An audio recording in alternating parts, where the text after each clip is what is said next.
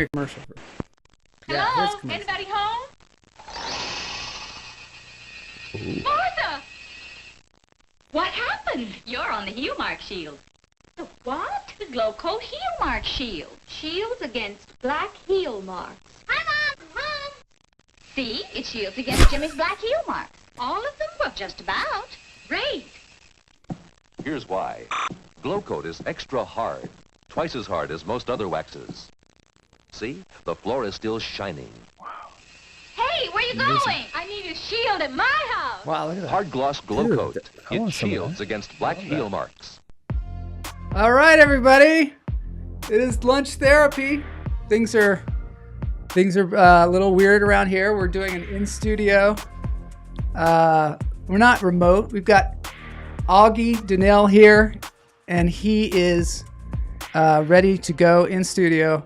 I think my camera's messing up. I don't know. Maybe people in the chat room. You look can tell good, me. man. You look good to me. Yeah, it's looking good to you. Yeah, I mean, you're a little fuzzy on the sides. We're but pushing the envelope here today. And so first there's announcements. The announcements are tonight I'm going to be at the Fourth Wall in Hollywood doing some stand-up comedy. Hell yeah. And it's going to be fun. Hopefully you can come check it out. You can buy tickets at the door, or you can buy them on my website, joelmarshall.com. You'll see there's a link there. Let's get into this show. I've got one more announcement. That is Richard Gaddis, longtime viewer of the show, been on the show many times. He's doing his singing, his crooning, his Frank Sinatra act. There's a link in the show notes. It's on Saturday night, and I hope you'll join him. It's really a great show. You're going to love it. And let's see if we can make this thing happen, called Lunch Therapy. Yeah, baby.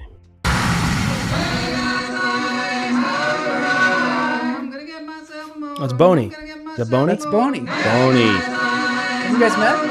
Yeah, well, he wasn't very nice to me. He was kind of rude. Well, he's very focused. Boney. Yeah, let's see. I want to see you dance, baby. That you singing there, Joel? That's me. Hell yeah. All right, there's Augie over there. He's in studio, sort of an experiment here. So that's your camera. There he is now. There we go. That's better, right? There I am.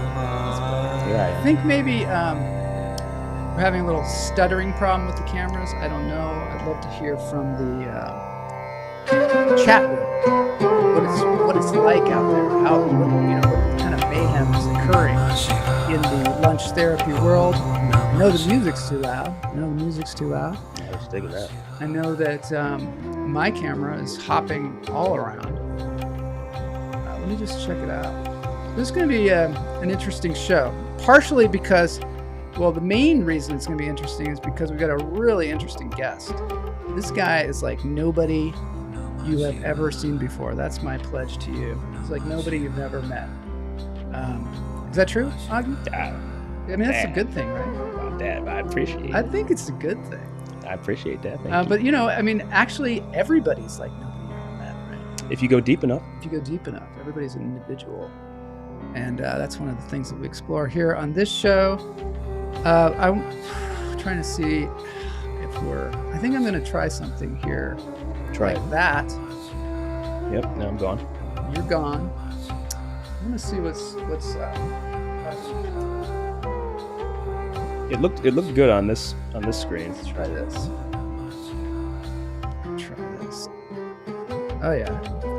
I think that's better because we're pushing the envelope a little bit with our equipment here today. And I'm not sure what's causing the technical problem. But anyway, we've got some people here. Augie, at the beginning of the show, Yes, sir. beginning of every show, we breathe. And I think I'm going to have to really breathe today because I am noticing some technical issues. And whenever the technical issues start happening, I start to wonder if I am able to breathe. And then you try, and then you And then I realize try, that you and can. then I'm like, oh yeah, I can totally breathe. I can totally do this. Yeah. Okay, you know what? Let's do it. So what we do on the show usually is called box breathing. Have you heard of box breathing? Tell me. It's like I think it's an Indian tradition. Sounds like it. And you breathe in. We say in through the nose, out through the toes, but it's actually in through the nose, out through the mouth, because you can't really breathe out your toes. If you are, there's something wrong. Can you? Can you breathe out your toes? I hope not. Okay. Let's see what Todd Lee says. Todd Lee, longtime viewer, says, Happy Friday. Nothing new on the lunch therapy. On brand today. Yeah, totally on brand today. Same thing. Same thing. Same thing, different day. All right. Okay, so I think things have stabilized a bit. From this side, it all looked fine. It looks fine? Like you were unplugging stuff and freaking out, and like from the screen that I'm looking at, it all looks good. I'm in sync. I'm waiting for the chat room to like give me a little bit of feedback. I saw the you guys. Look fine. He can hear fine. Okay, it's me. It's just me. Todd Lee thank you, Todd Lee. Thanks, Todd. Hooking us up from the field. All right, let's breathe. So in through the nose, out through the toes. Breathing in, hold it, and let it go. Yeah, it's way easier to get it out through the mouth. It is. Than the toes. Yeah. But, I like to kind of visualize the idea of it coming out the toe. Like it goes through your whole body. Okay, one more. In through the nose, out through the toes. Hold it. Let it go.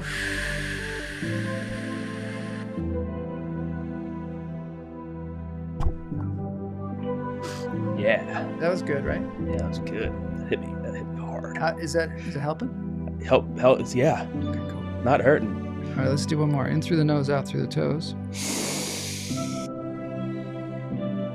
Hold it. Let it go. Yeah, that's like some Avatar shit, man. Yeah. Swim with the aliens. This is Richard the Songbird checking in. He's got his show tomorrow night at the Saints and Sinners in the Valley. Invite you all to check it out. Do you feel calmer? I mean, I don't know if you were calm before. As calm as I can possibly be. Okay, good. Any calmer, and you probably have to call somebody. Call somebody. Get the defibrillator. Yeah. All right.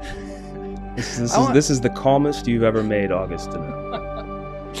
All right. So congratulations. Thank you. I appreciate it. I mean, it works. The shit works. The breathing thing works.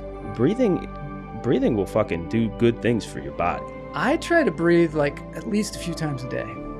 Yep. Yeah. You breathe without even know about it. You breathe in your sleep. Sometimes I'm not even thinking about breathing, and it's my body just does it. And actually, sometimes I think the breath breathes me. Probably. It's kind of weird. Probably. I want to say right off the bat, happy birthday to your mom. Happy birthday, Mom. Happy Thank birthday. you so much. We got this special dog here. You gotta throw the with TH your in mom. the. Is that a special kind of way to spell birthday? Or is that just a mistake? That's something that Boney did. Happy birthday. Boney, are you saying birthday now? Birthday. Blas! Blas is here. Is that a Blas? Blas. Blas, come on in here, man. Oh my God, Blas, you're in trouble. Look at you. He is in trouble. Did you come with a dead body? He is in some deep. He's like, I know, trouble. I'm late, but I came with bearing gifts. I killed a guy, and I brought him along. So, I guess he killed the guy. Come on in. I mean, something's moving in that bag. Come on in. Blas, just close the door. It just wheeled it. It wheeled. Get in the door. We're on. We'll talk about the furniture later, Blas. Come on in. Come on in. Yeah. Everybody say hi to Blas. I've never entered in this way. Yeah. That's you got in there. Good job. It happens to us from time to time. Have a seat. Take a load off. And, we'll talk about. Look at that doggy. Maybe we'll talk about why you're 11 minutes late for the show. Well, I mean, he's supposed to be here at 10:30, no? I didn't know. Was there a daylight savings time? Oh my god. Oh my god. Yeah, every year they do that. Your excuse for that is like long over. All right, sit there. Was there daylight? Sit there and be quiet. Just be quiet.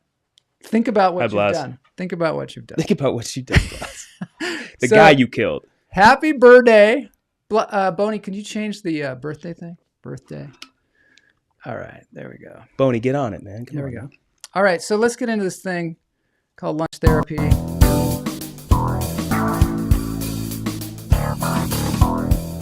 Funky. It's cool, right? Yeah. All right, so this is healing vibrations. I don't know if you've heard of healing vibrations. Have you ever heard of them? Like SoundCloud. Like not sound bath. Sound bath. Yeah, I've been to Topanga. Been to Sound Bath before? Hell yeah, dude. Oh, that's cool. I didn't know that about you. Been to Topanga? They got some great sound You don't baths. seem like a Sound Bath kind of guy. But I'm an everything kind of guy. Haven't you been Googling me, dude? You know, one of the things I was going to say is every twist and turn with you is like a new revelation. Just when you think that you got a handle on this guy, it shows you like another facet. You're like a diamond. You know, you got all these different facets. You look at it from different sides. You're like, wow, I didn't know that was there. Some of it's beautiful. Some of it's scary. Oh, yeah. Some of it's disturbing. Okay. I think. Yeah. But you know, unpack all of those. as a whole, it's like really invigorating. Yeah. Thank you. I don't know if anybody's ever used that word to describe me. Really? Invigorating, but I like that. Yeah. Buy me a drink first, will you? You're invigorated. You? Not you. You don't have a No. mic. Yeah, Joel is invigorated by me, which is a very, very nice compliment. That's cool. Okay, so this is Interview Friday. I'm going to try and overcome any obstacles that we're having here and get on with the actual interview. But first, some musical therapy. So let me ask you, when you go to like the cutaways, Yeah. are mics still live? Our mics are live. Mics are most of always the time. live. Yeah, most of the time. For some. I got your 6. For I got some. your 6. Todd Lee says, I got your 6. See what you did there. Right. It's funny. I'm just imagining when you cut away to the sound bath guy and this drums guy. I just feel like in this beautiful house of yours, you just have different rooms, and they're also doing this shit live. I'm taking you on a Just a little guy in another room with journey. the weird sound bath shit. This is all happening live. This Yeah, these whole guys are show just is in live. other parts of the house. This is a guy called Vasilis V, and I apologize for any incorrect spellings because I think Boney was up late last night. I don't know, something's weird about Boney. Yeah, well, he's still working on language, isn't he? Yeah, he he's doesn't have lips. he's a he's a linguist. Oh, A linguist. well then there's no excuse. Don't insult him, please. Okay, 'Cause get on your spelling there, linguist. He'll shut this whole thing down. Yeah, it's true. So this is a song from Quentin Tarantino's Pulp Fiction, done Heard on that. the handpan.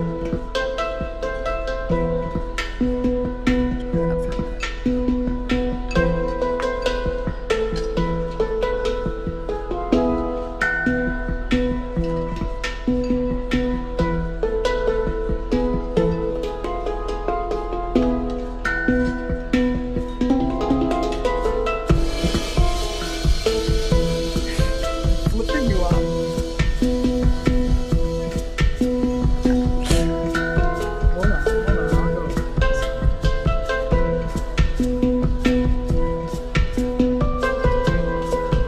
Okay. I really have to calm down. I'm flipping gloss off. Everything's. You think so? Nervous meltdown. Let's get into Interview Friday. Yeah, let's just I'm excited. having a nervous meltdown. Let's talk about some Quentin Tarantino scenes, man. I That'll know, make we're talking about that'll that. put you We're right. talking about right now. Oh yeah, getting let's zip into- zip line. Zip line. That'll put you down. Getting into the show. This is how we get into the show.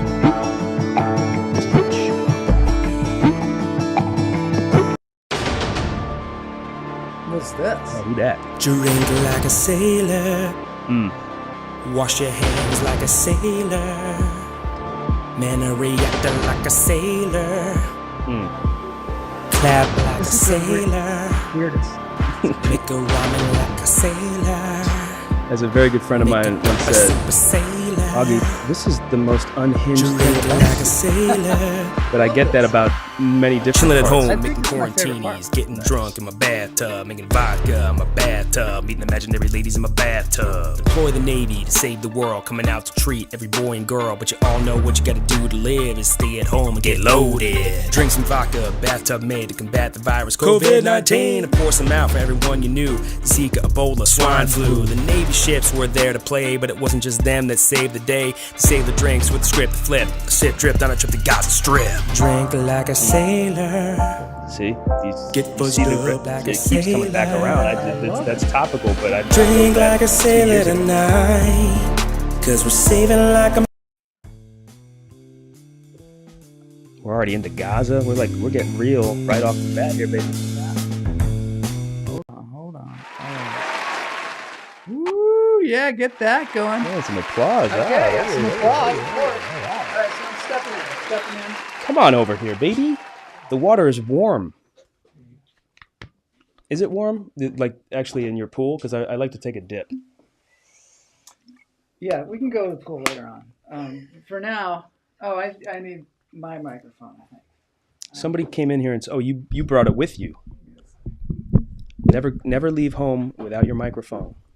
Okay, so this is the first time that we've tried an in-studio interview, and I think it's all going very well so far. I'm digging You it. think so? I'm digging it. I would watch this. I mean, this is like drama. Yeah. Drama. Yeah. So I'm okay, gonna so turn I to didn't do you. an intro to you because it's hard to intro you because you've got so many different sides to you. And Augie and I, we met in acting class, We did. Ivana Chubbuck's master class. The Chubs, as I call it. And now, it's weird because we Blas over here just making all kinds of noise. lost giggling. Best over there. engineer ever. At some point, we're knocking going to shit find over. out like what the hell happened with Bloss. Like He killed a guy. the show He starts brought a at big bag noon of every a single day. He's like, I'm going to be here at 10:30, Mhm. and then suddenly it was 12:10. noon, Yeah. and then he still wasn't here. Mhm. And then he comes waltzing in here with like a bunch of bags, like this show doesn't happen every Friday at noon exactly. He's like, oh, maybe we'll delay it or something, or we'll show it like maybe on Tuesday or something like that. Blas. So I've got that going on with me, and this is not a show about me. This is a show about you. And now So it's a we show gotta about get Blas. past it. And now it's a show about Blas. So this is cool. Look at this. This is something. Yeah, it's like, whoa. So what's the benefit of having it in studio? So what happened was, I said to Augie, I said, you should but be on. it's all about that. You should be It's all on about my that. show. You should be on my show. And he's like, oh, great. And I'm like, we do it remotely, so you can do it from your place. And you're like, screw that. We're not doing that. Can't do that. We're going to do it live. Yeah. And this is the result. Boom. Thanks, man, for pushing me. That's the thing about this guy too.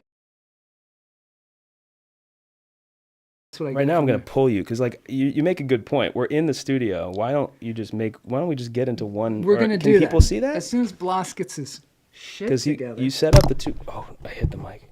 Oh, it's okay. Don't worry about it. I'm sorry. Yeah, hopefully you didn't hurt anybody's ears out Yeah, they're there. probably like. All right, well, let's just get into this. ASMR. Okay, I've now just made a big deal about how multifaceted you are. Because you know what? When I met you, and it's still true, I couldn't quite figure you out. Yeah. You know what I mean? Like, do you get that experience a lot with people?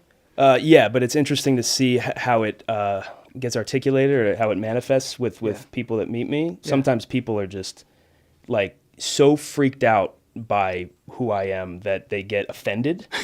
I think people probably do get a little bit nervous. Like, you know how like we play different roles Right. with different people? Yeah, And so I think a lot of times people maybe don't know what role to play with you. sure, You know what I mean? sure. Do you get that? I don't know. I feel like the people that, like in our circles, actors and creatives, Yeah.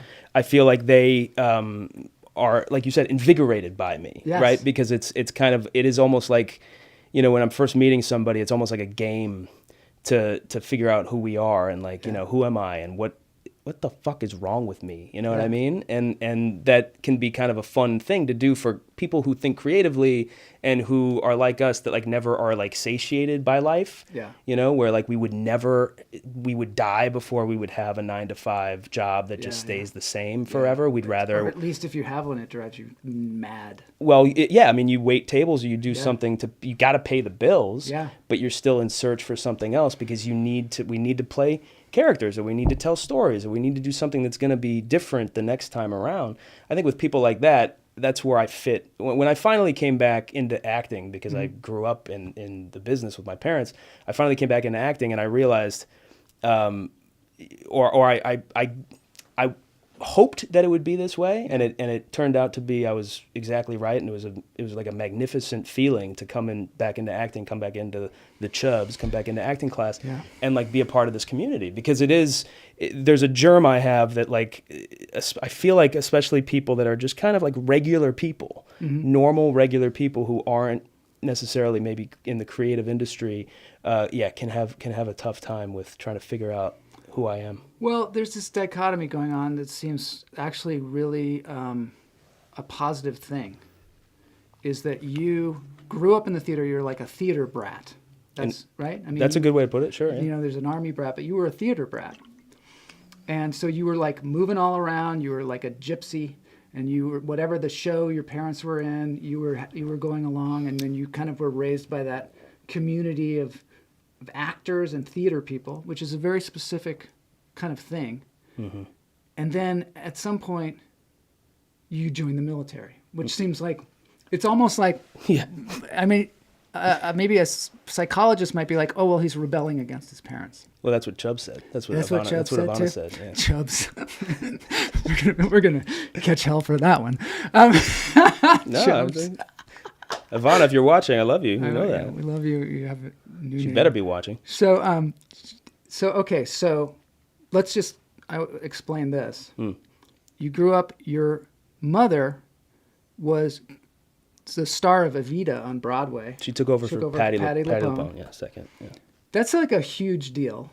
I don't know if you realize, like, that's like such an iconic part. I mean, you were like kind of in it, but like we all know that part. And you know, eventually Madonna played it, who probably saw your mother and was like, I want to play that part.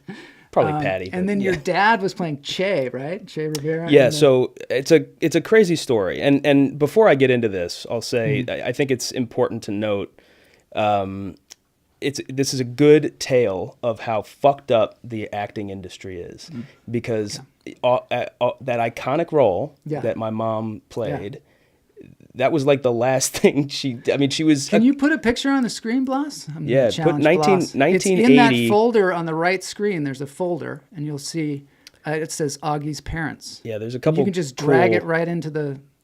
There's a couple cool Evita pictures, but Boney, could you help him? Boney, come on, get out. Boney's like, I guess he's not going to help. Hey, come on, Boney, come on. Suck it up, man. Suck it up, Bonnie. So anyway, I didn't mean to interrupt you. No, it's Bloss's fault. But we'll talk about this, but you know, we don't know. The industry is so weird. The thing about, you know, you could be starring on Broadway, right, in Evita, and come to Los Angeles, and you audition for like a crappy TV show, and they'd be like, oh, well, you really haven't done anything, have you? You never know. You never know. I mean, there's a million and one little anecdotal kind of things like that, where it's like I don't know the right people, or like I'm not in the right. Or they don't have the right context. Or they don't, I mean, there's a million of those things. Or they think, oh, maybe you're a musical theater person, so you can't do this other thing. You can't do a sitcom. Right. You right. Know? So it's tough. But that's always whenever I like, if someone wants to hear about what my parents have done, if I want to gloat, I'll just be like, my mom was Ava Perón in Evita before Madonna, and then it's funny. The older we get, right, Joel? The older we get, the less that's landing. But people are like, "What? What's that?" But the funny story. So Michael, who's in our class, came over for something, to my apartment. I had some people over, and I have some of the original like posters and stuff from Evita from 1980 with my mom doing the thing. We have it. As soon as Boney gets that for Bloss, Boney on the screen. And it's all in this like corner of my apartment, and he like goes over there and he's like, I wouldn't have expected you to be Evita. Evita is my favorite Really? show of all time. I love wouldn't have it. expected you to be an Evita fan. I was like, that's my mom. I love it. That's my mom. And he's like, what? Yeah, What? yeah. He Some like people would just had be like blown had like away. a nervous breakdown. So yeah, it's it's because you kind of said it offhand that your mom was a Broadway actor, and then when I started looking into it, I was like, oh, shit, Yeah. this is some serious shit. And then your stepdad, is like a major music director, musical Sweeney director. Todd. So Paul's the one that, like, even if you're not in the Broadway community, you know, he's won a Lifetime Achievement Tony Award. He was the musical director Paul for Gimignani, is that Paul his- Gimignani. Gimignani. Paul Gimignani. I was gonna say I've got a cousin named Jim Johnny. Jim Johnny, yeah, he's I've got different. Jim and Johnny. Jim and Johnny. Yeah. Jim and Johnny. Yeah. But he's Paul is like Broadway. Yeah, he's like a royalty. major Broadway musical director, and also some films like Ordinary People and the film of Sweeney Todd. Kramer versus Kramer. Kramer versus Kramer. He did some music Is work that on what that. it was? Yeah. Okay. And Kramer versus Kramer. Wow. and then there was a certain point where they started making the movies out of Sondheim's musicals, like Sweeney Todd and Into the Woods, and then at some point one of those pictures was directed by Rob Marshall. So then he did Mary Poppins too, because Rob Marshall directed Mary Poppins. And it's like good because like movies, as like stressful as Disney, you know, the Disney ones that he did were for him, because Disney it's sort of like notorious, especially right now. The movies out of Sondheim's musicals, like the other side of things that people don't necessarily see in production when they're making these movies. But besides that, you know, he was getting older. He kind of had to do movies in a way, like doing because when you're a musical director of a Broadway show, you're usually the conductor, right? You're usually the person going 8 shows a week. You're going up on the podium and you're conducting the orchestra. Todd Lee says, "I'm confused. Madonna is your mom?" Yeah, Todd Lee, get That's it, right. man. Just keep following. Get it. Madonna is his mom. Yeah. Someone tell Todd about Google, Todd because Todd like doesn't. you he can doesn't answer Google. any question. It'll answer any question for you. Yeah. No, it's actually people like to get their answers here because It's better than Google. it's much better. Google has like facts, you know. Yeah, facts are stupid. We have like a lot of really interesting stuff on the show. Yeah. That Everything I'm gonna is say not today is not even constrained by real. facts. Not constrained by facts. This is a Finally, story. some I'm comedy a on hired your show. actor. Oh, I forgot my microphone. Oh yeah, totally. Okay, so actually, your parents and your stepdad all met on that show, Evita, right? Yeah. It's kind of a crazy show. So when the Broadway production was wrapping up, Yeah. then you know it goes into a world tour. So they were taking Evita off Broadway and they were taking it out on a world tour, and that's when my dad came in to the mix to play Che. So then my mom, and what's interesting is that at the time, of course, Paul, my stepfather, was married to a different woman, and my mom was like late 20s, I think, or something. She was, in 1980, 30 something, and then so she went on tour with my dad, and they got married and had me eventually, so that was good. Yeah. But there was, and this is all in a book about my stepfather, Paul there's a Gimignani, book. that you can check out. And Put that picture on the screen too, Blas. Blas looks so calm over there. He looks just so he's calm. mission control. He's going to send a So rocket get that up. one on there too. He's gonna figure it out. We're Has he ever done this before? We're watching him. Is he figure learning it on the out. fly? Like yeah. he's well, just. he was gonna get here at 10:30, and then I was gonna like. But then he kinda killed a show guy, him and the that'll rope. But then slow he you down. Killed someone, brought them in a bag right in the middle of the show, and so now he's kind of on his own. I would go over there, but I don't want to make it a show about that. These people need you here. I know. You know what I'm saying? All right, let's go on with this. Yeah. So being around, it's interesting because you say, I want to be a filmmaker, but you didn't really decide you wanted to be a filmmaker until you took some class on film. So you've got this whole thing going on in your life where it's all theater, film, all that stuff, but you took a class where they showed you Run Lola Run, and you're like, oh, I want to be a filmmaker. And like your parents were probably like, duh. Well, here's actually, so yeah, it's it was all theater mostly in my life. It was a lot of musical theater because that was mostly what my parents did. And Were you like, and, I'm not gonna do that. I'm not gonna do what they're doing. no, I loved it because Hell. I can sing and I can get on stage and I can perform, and there's nothing like, I still miss it today. Like there's nothing like, you get it for being a stand-up, but like there's nothing like getting applause after a number. You know, you sing a solo or you do something and you hear a room full of people.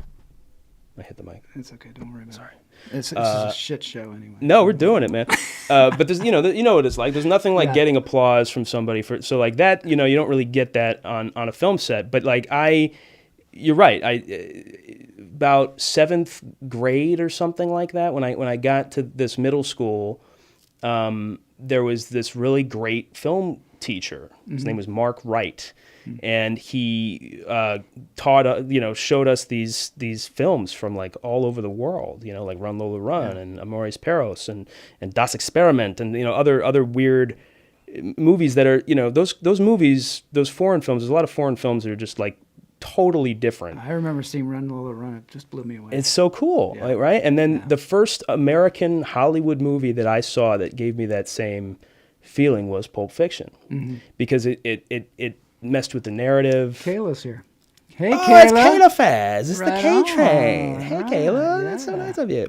So, So that was like the first film I saw when I was like in middle school. That like I was like, oh, this isn't just like beginning, middle, and end. That was like a happy game changer, ending. right? I I mean, was it was like, this like- is weird. This is cool. I mean, know when I saw that movie, I walked out of there thinking movies will never be the same again. Well, you're right. You know, I mean, and it was but, true. Well, so the thing That that's and really Memento. Memento was definitely a game changer. Yeah. But what Quentin Tarantino does that's so interesting, and now that I'm like, you know, I've been, you know, I have an education in film from college, and I've been in this industry for a while now. Looking at the way Quentin Tarantino works, you know, he recycles what's already been done. He recycles things that are really, and it's funny, Lin-Manuel Miranda does the same thing with Hamilton and the stuff that he does on Broadway. Yeah. They have the same kind of idea behind what they're doing. They're taking a lot of different things that have worked in the medium, and they're putting their own really like articulated spin on it. They have their own. Some people act like that's stealing, but really, you know, that's just what artists have done. Yeah, throughout everything's been the done. centuries. You just have to do it your own way. You know? You do it your own way. Yeah, you do it your own way. I mean, there are certain things that, you know, like people talk about Led Zeppelin stealing all these blues songs, kind of note for note, and acting like they wrote them or something like that. So sometimes it gets bad, but, you know, what else is there? We learn from the other filmmakers. We stand on other people's shoulders. Right? Yeah. The thing about Tarantino for me that always bothered me was the violence. But actually, just recently, after seeing Cocaine Bear for the second time, I just realized it's a farce. You cannot take the violence seriously. No, at you're all. supposed to laugh at it. You don't, and you can't like relate it to your life or anything like that. It is a farce, just like any other farce. Yeah, he's tongue in cheek. Now he's we can do it's- these amazing special effects where we can make things look so real, and so the violence is falsified. And as soon as you kind of get into that mind frame, I think it's just all of a sudden a lot easier. Because when I saw Reservoir Dogs in the theater the first time, I just left. I got up. Oh, really? Yeah, when they had that gas can and he was going to cut the guy's ear off, it's like, I'm out of here. Yeah. But I was taking it taking it seriously, Right. and it wasn't that. Yeah. So No, sometimes we have to Scorsese do it. is the serious one, right? The But gangster still, movies, there's so much humor in Scorsese. I think movies, Scorsese too. is actually like Goodfellas is hilarious. Yeah, That it is. scene but- with his mother, you know, Scorsese's actual mother. Yeah. And they've got the body in the car and they're eating spaghetti or whatever. Right. That's kind of comedy. Well, there's definitely some funny parts of Yeah. Scorsese, but I think when it comes down to the violence, you know, he's trying to make a statement about violence in reality. So I think he's talking about reality. Whereas, Does that work though? well, it seems to work. My example, I guess, is Oliver Stone. Platoon. No, What? not Platoon. The one with Robert Downey Jr., the Australian guy. Usual. Not. Bloss, can you tell us what the movie's called? I want to say Usual Suspects. It's not Usual Suspects. It's Natural Born Killers. Natural Born Killers. Thank you.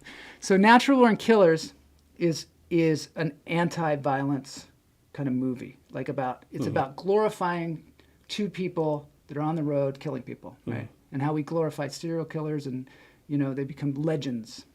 Yeah. But I think it's, again, a farce. And it's sort of, he has said, I believe, that it's sort of an anti-violence movie. Yeah, but just there's like so Platoon much was violence anti-war. in it. Yeah. So, but I don't think that necessarily translates to the audience for the most part, because most people don't, especially today, I don't think people see irony the same way maybe it used to be seen. Yeah. Things are more literal. Right. And I think it's always been kind of an issue. I think you know, filmmakers making the movie that they want to make, you know, it's weird to look at where that has to overlap with how the audience is going to take it, because I think a lot of these, you know, auteurs like the two we're talking about, right, or the three we're talking about right now, you know, they're going to have a different kind of level of cinematic articulation and vocabulary than the normal audience goer. But you know, I think Quentin Tarantino is in the. I think kind of all three of these guys are in the pantheon. I think the king of this is Christopher Nolan. These guys are in a place where they can make a movie that speaks to people who are thinking about it on a deeper level, but also masses and make you know, a lot of people box just go to office the movies numbers for entertainment. You know, they're Of not course. going for some kind of political statement. Or Yeah, they're not anything like going to have a conversation about it necessarily. Yeah. They're going but to it's just, kind you of know, great when you can. I kind of think our job as entertainers is to put messages in things, messages in the bottle of the film, to you know, change society, because ultimately we're so affected as a society from our media that we have to take, especially if you're on the level of somebody like Christopher Nolan or something like that, you have to take that opportunity to put out the right stuff and not just put out a bunch of guts and gore for the heck of it. Right. You know what I mean? Just for entertainment value. right. Michael Bay can do that. Yeah. Do you feel like we have a responsibility as artists to do that kind of thing? A responsibility? A responsibility. I don't know. What is Blas doing? Are we still? Yeah, now we're coming back. And we're Oh, back. shit, we're back. And we're And back. we're Okay, so back. now we want to talk about the fact that you're the theater brat. Mm-hmm. You're living maybe in New York City. You're like 8 miles away from New Jersey, the yeah. Twin Towers. Yeah. And all of a sudden, 2 planes fly into the Twin Towers. Yeah, it was one at a time. It's one at a time, but it was, yeah. One at a time. It was one at a time. Did you see it live? Like, I mean, not like out your window. No. So I was actually in drama class. I was in this drama class first period Hands up in high if school. you're in it for the belly rubs. That was a comment from Matt Wright. Thank you very much. I am. Heck yeah. Yeah. We're in it for the belly rubs. Blas, we'll talk about that where I get that later. Sorry, I interrupted you. No, this the is belly very rubs serious, are great. very serious. 9/11 belly rubs, the same kind of thing. Yeah, it's the I mean, same it's all conversation. along the same Yeah. kind of storyline here. Yeah, and I think I can't remember what the very first thing was, but eventually somebody rolled in, like some administrator or teacher rolled in a TV at like 8:15 or 8:20 because we heard that this plane, you know, had hit the World Trade Center, and all of us thought that, you know, when we were hearing this and even turning on the news, we were like, what kind of bozo? Sorry, David Arquette. What kind of bozo, like, amateur pilot was flying by the World Trade Center and like hit it with their like stupid little plane. Cessna. Yeah, and we were like, wow, that. And then they turn on the live feed, and then we were like, well, it looks like that's quite a bit of damage there. Incomprehensible and then to look at. You know what I mean? At the time. Yeah. You're Well, just what like, was is this happening? Or what is was this like a Michael Bay movie?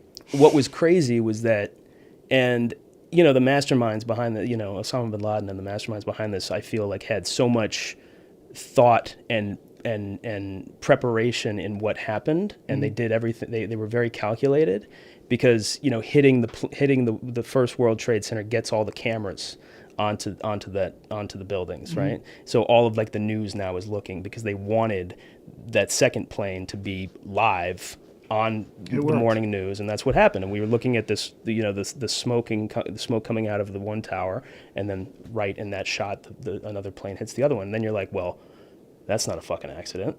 What the fuck is going on? Yeah. And I'm a sophomore in yeah, it's crazy, Blas. I'm telling you. Blas. And Blas is laughing over there. This is great because I feel sort of like Howard Stern in this situation. You should. And he's Robin. Okay, a little bit, We're sure. like going to like a new level. Multi-tool's worthy original. Uh-oh, we got a clip. Oh, did these just randomly come up at random I times? don't You're a know. pro I badass don't know like if me in one of these covered Bloss areas. press you play sign in the up middle for of the Gerber Pro 9/11 program. thing on Get special to a deals on commercial products that like I the center that drive I've every done. tool. Can you hear us? Virtually every job in your professional badass man. You can hear us, Like Bloss? tightening down this loose screw He can't hear us. or snipping that We've pesky just battery been wire. taken away from the audience. That way you can focus on the important things. Like working on your mani-pedi. Bloss is taking this into his own. He's like, this is my Finally, show now, bitch. congratulating your What is this badass now? buddy on a job well It's done. an ad. I mean, Are I've you done sure you can't hear us?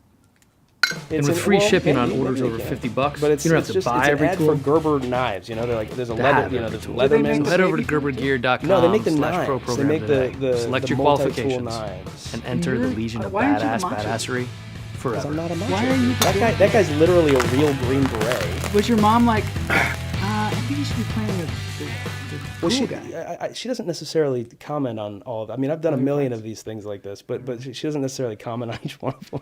Let's see if Bloss can get us back on screen. Yeah, dude. Let's see if we can do it. Oh my god, I gotta go over there. We can't have black screen. Yeah, We can't have dead air. no dead air. No dead air. We're dead in the water. We're dead in the water. Oh, we're back. Oh, now we're two shot, but we're a little Dutched.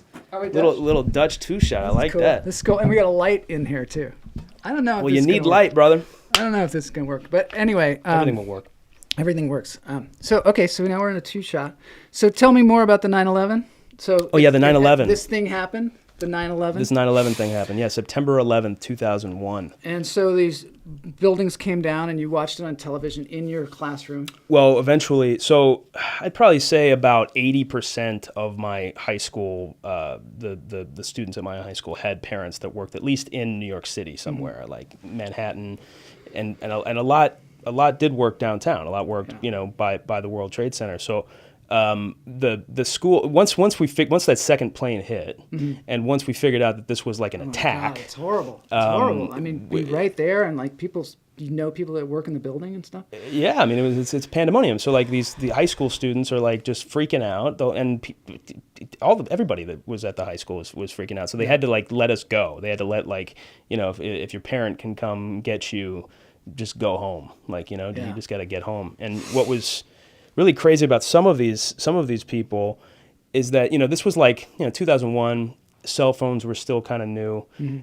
Actually, one of the biggest cell phone towers of that entire area was on top of the World Trade Center. Wow. So the cell phones that we did have were basically like not effective, right? Like couldn't do it. So like nobody could get in contact with anybody that was in the city, and they shut down Manhattan. They shut down all traffic in and out of Manhattan when that went down was stopped. So people, if you lived in New Jersey, and you couldn't talk to your family, you couldn't talk to your kids, you had to walk across the George Washington Bridge and find a cab on the other side and try to get home. So there were a lot of people that didn't hear from their loved one, hear from their parent or their wife or spouse or husband or whatever until they walked home. From Lower Manhattan. Yeah. So were you? Did this happen just in this moment? You were like, I'm going to join the Navy. No, I didn't have that thought right then. How soon after though? So probably a couple of months. I think so. That happened at the beginning of sophomore year, and then by the end of sophomore year, and I went to a high school called Northern Valley Regional High School at Demarest.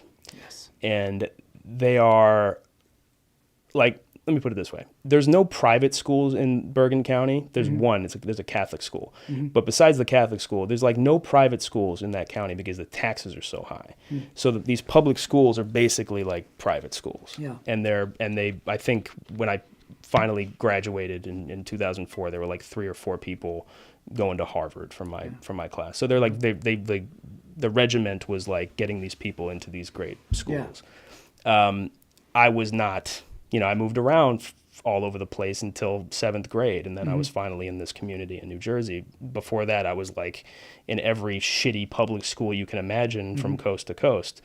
So I wasn't one of these people that was being groomed I wasn't able to be groomed to go to a school like Columbia, NYU, pretty much anywhere. I would have been lucky to go to So Rutgers. you aspired to go to one of these schools because you want to be a filmmaker. So you were you wanted to be a filmmaker at this point, right?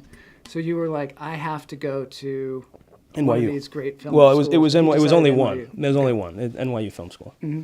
And so you were like, I'm not going to be able to get in there. Not a chance. And these planes just hit the Twin Towers. So was that like 2 reasons that you joined the Navy? You're like, I got to fight for my country, and I got to get a GI Bill. Well, you say fight, but it's just like You kind didn't of really fight, yeah. But you didn't know that going into the Yeah, military? I did. I'll tell you the Isn't story. it a little crazy to join the military like right when a war is The starting? Navy? Yeah. Well, let me tell you. Okay. I'm gonna educate you. All right, let's hear it. All right. So I didn't know either. I was blind to but like Paul Gimignani, the guy with the Lifetime Achievement Tony Award. Related to my cousins. He's Jim and Johnny. Jim and Johnny, right? Yeah. He has always had this. I mean, he was in like the Army band with like Bob Hope, like when he used to do this like tour with the Army with Bob Hope and would play in the band. So he was close with the Army back in the World War II era. But he Post World War II. Post World War II? Post World War II. What are you talking about? Bob Hope didn't do World War II tours? But he was in. Oh my God. We got to get a Bob Hope historian in here. I mean, he did it for decades, but. Well, can you check the facts on that, Blas? Fact You check. got Google. You got Boney, Google can you over do there. that? Google that thing. Fucking Blas, man. Plus just steps in He's with this, killing a like, guy, and then he who comes in here. knows He's if talking it's- about Bob Who Hope. knows if it's even true? Like he's some kind of Bob Hope aficionado. He's a So actually, Bob it was in March. that was March 12th, 1956, which is technically post-war. Thanks, Blas. I don't want to interrupt you or anything, but you're wrong. Where the fuck was I? Okay. To Bob Hope. So he was doing but he- musical numbers for the He was Army. a drummer. Like Yeah, he was a USO? drummer. USO drummer or in the, no? USO. Yeah, he was a drummer in the band. But he also had this like really intense feeling of like a romanticism about sailing, about like sailing on a sailboat kind of stuff. And I think these two, the Bob Hope experiences and the sailboat shit, just merged into like your mind. You're like, well, let me tell you. Can I tell you? No. You guys, this should be the interruption podcast. totally- Like, have you ever had a podcast before? You can't. You let I'm not someone even- talk for a I minute. keep looking at the shot, going, "This is a weird shot of us." But Well, yeah, nobody's a maybe Blas- cinematographer in here. It's okay. It's all right. But you are an interviewer, so like, Yes, let I your am. interviewee talk. I'm really enjoying this. I'm enjoying this. It's just like every 3 words, I there's know. something from one of you And then guys. I'll tell you like a story Boney's about gonna a say boat some that I shit. went on. Well, I'll let you fucking say it. I'll let you I tell your went on a goddamn boat. story. I went on a boat once. Okay, he did. Okay, no. He went on Anyway, a boat. continue. So okay, I'll be quiet now. I'm a little jacked up, I think. Did you do the breathing? Did it come I out of your think I gotta toes? Start breathing out of my toes. Come All on, right, get it going. you got to do the breathing. Continue. So he like we had this conversation because like another thing that was happening I think earlier than most high schools is that these kids are like looking at schools like at the beginning of junior year. Like they're pretty much like, okay, this is where I'm gonna go. Like junior year is about like setting that thing, and then senior year is kind of just like you're already done at that point, you know. And I was like, well, fuck, I'm not, I didn't want to go to like Rutgers. I didn't want to go to a state school. There was really only one school for me. It was NYU Film School, and that was it. And I knew there was no way I was going to get into that school. And plus, the way I was raised was just basic. One of the things was to know that like once you're 18, you're an adult. So you go to college, do it, man. But you pay for it, figure it out, get a loan or whatever. So I was like, well, I can't. So this you were is kind of all on your own. It's, Like, yeah. 18. When I'm 18, whatever school you're you an go adult, to, figure it you're- out. Do it. So all of that was kind of, a lot of tough stuff it was just impossible. I shouldn't even say tough. It was NYU was impossible at the time. So that coupled with, I did have a feeling that I needed to do something. I knew I wasn't going to hold a gun or be in combat or anything like that, but I needed to do something with whatever we were doing in retaliation to those 3,000 people, innocent people getting murdered on 9/11. I had to be a part of something that was doing something against that, doing something in retaliation to that. And my stepdad was the one that gave me the idea. He was like, "Well, why don't you look into the Navy? Why don't you look and see what's up with that?" Mm-hmm. And I did. I mean, Paul, when Paul gives you a piece of advice, especially as like a 15, 16-year-old kid, I was like, okay, I'm going to take that advice very seriously. Yeah. So I go down to Hackensack, New Jersey, Shout out to Billy Joel. Shout out to Hacky Sacks. Hacky Sacks, yeah, that's too. It's a different thing, but Hack and Sack is a... Sounds a lot Shout out to White Manna. Yeah. White Manna. Clasterfan says he's from New Jersey. No, he's not. Yes. I don't believe it. Jersey in the house. Yeah, White Manna Clasterfan. Yeah. Do you actually know that person, or is that a real fan? Clasterfan, yeah. That's his real name? His real name is Clasterfan. Clasterfan. No, it's Rob Wood. Rob Wood Clasterfan. Yeah. I'm from Bergen County, from Demarest. Hackensack is 20 minutes south of there. That's where all the recruiting stations are. Yeah.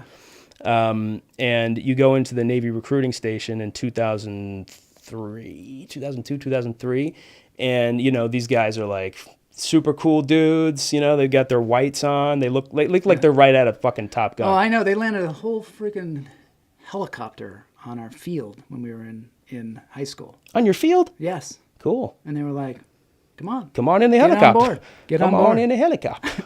I don't even know if that happened. I think it did. It might have happened. There was a lot of LSD back in those days, wasn't there? I mean, it happened in my mind, at least. Exactly. Yeah. Well, if it happens in your mind, it happens in reality. It's actually a really good question. A really good question. Whether So anyway, these guys look cool. They're talking like they know exactly what they're talking about. I was just like, man, these guys are cool. So I decided to take the there's the aptitude test that everybody who wants to join any branch of the military has to take. It's called the ASVAB. And then there's, for recruiters, recruiters will hand out the practice ASVAB. So I decided to take that because when you take that, it kind of shows them where you might fit in the Navy. Wow. Right? So I took that, and everybody should take that. I mean, can you take it online? Maybe. I'm sure you could probably find it. We should all try and figure I out think what it our changes. I think it changes quite often because things are so rapidly changing with technology and whatever. Well, look, there's just me now. I love it. All right. Anyway. But so the recruiter administering that somehow only gave me 3/4 of the test. Like, it ended. Yeah. And it was only, I hadn't taken 1/4 of the test, and I got basically a C+ without taking a 1/4 of the test. Yeah. And there's a math and science portion of it which apparently I just fucking blew away. You were good at math, or I was always good. Toward I was always good at math and science. It was always something that just came easier to me. It's the way my brain works. Like trying to study, back in high school and middle school and pretty much my entire before college career, I was like, I couldn't memorize anything. I couldn't I was so bad at history and English and all that shit. But math, I didn't need to study. I just could just fucking do it because it makes sense to me. So I did it. I got once they saw this this good score on the math and science part, they were like, you have to be a nuke. That's what they call you, a nuke. A nuke, a nuclear reactor operator. So and I was I like, don't know well, if I tell me wanna more be about this. And then they were like, well, we have all of this Have you information. ever seen The Simpsons? Right. Yeah. There was a running rumor at one point that Matt Groening was a nuke at one point or something.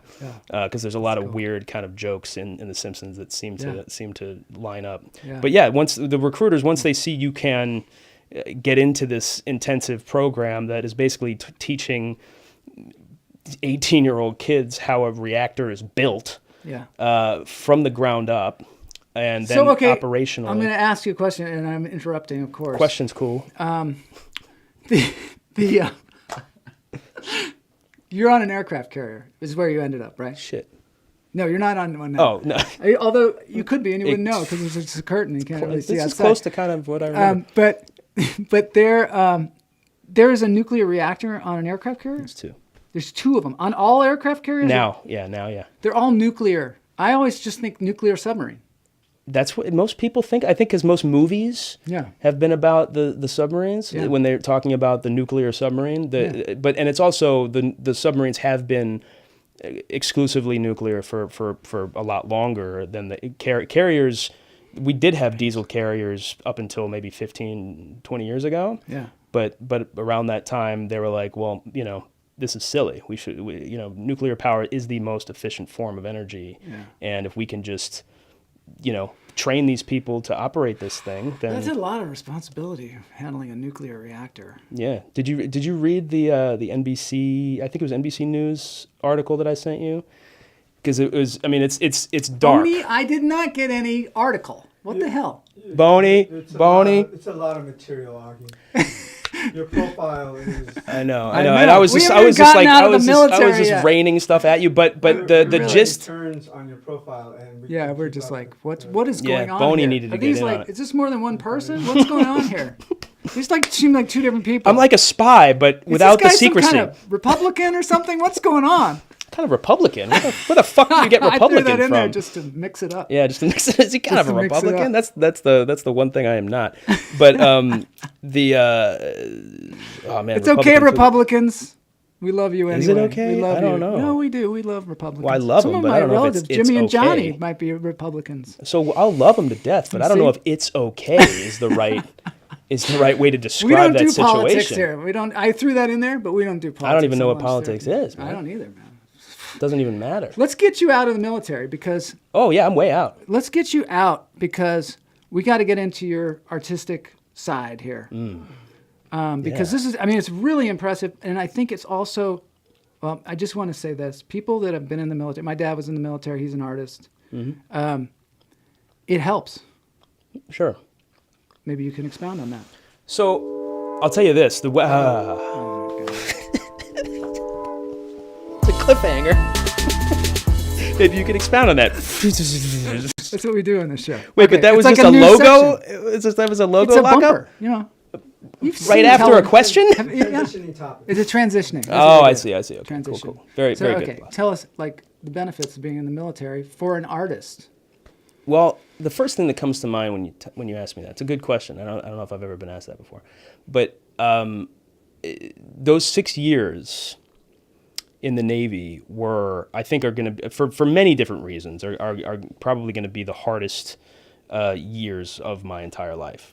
And one of the reasons specific to your question is that I had to completely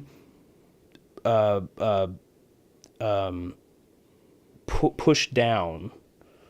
There's a word for that I'm blanking on right now. but- Suppress. Thank you very much. Sure. Suppress all of the artistic and creative and weird and eccentric, individualistic Yeah, because parts you're of me. you're a weirdo. I'm a weirdo, and that's nothing new. That's been always been. from the Yeah. very very beginning. Yeah. And when you're in the military, I mean, the military is probably the furthest away from art you can get. I mean, they're pretty antithetical. You have creativity in art, which is about expression and individualistic ideas and things that are like, this is what I'm doing, and this is the statement I am trying to make as one person or a collective of things. But the military has none of that. It's not about any kind of expression. It's not about any kind of. It's about conformity. It's about sticking to the rules. It's about sticking to. It's about all of being one. It's about the entire group being one entity. Yeah. And obviously, the at the end of the day, it's about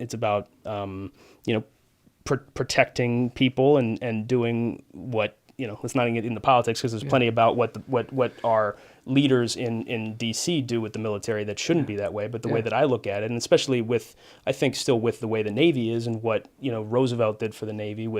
I was on the carrier called the Big Stick. The Theodore Roosevelt, the CVN 71, is nicknamed the Big Stick because a big part of what the Navy does is that we go out there and we show all this badass, crazy shit that we got, and we hope that people see it and say, well, we don't want to fuck with them. It doesn't really work with terrorists, but it works with other countries that care about their own lives, and you know what I mean.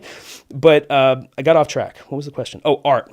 I think what it did for me was totally cemented my need. I'm not even going to say my desire or my want or whatever. My need to be an artist or a creative person, to create.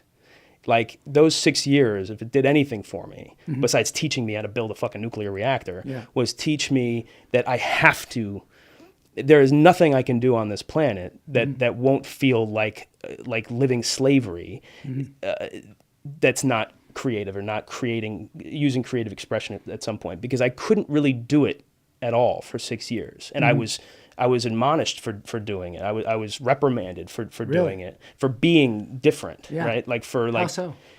Well, like I would be in line and I would like make it, it's usually like kind of joking around, Yeah. It's like I would say we'd be in these stupid formations and he would be asking me like, who's the admiral of Naval Reactors Training Command or whatever, and I'd be like, Admiral Humphrey Bogart, and it's like they don't like that, but they knew it was silly. But the problem is that when you identify yourself as someone who is just being different, and not just at least answering the question even if you're wrong, that's when you get kind of an X marked on your back. And the Navy in 2004 was also not like the military is today. There's and it was, I mean, it's better than it was, I guess, in the 80s or whatever. But it was very no bullshit. It was very like you had to, like, this is a fucking war. If you're gonna joke around, or if you're gonna, even if you're not gonna qualify reactor operator or electrical operator on time,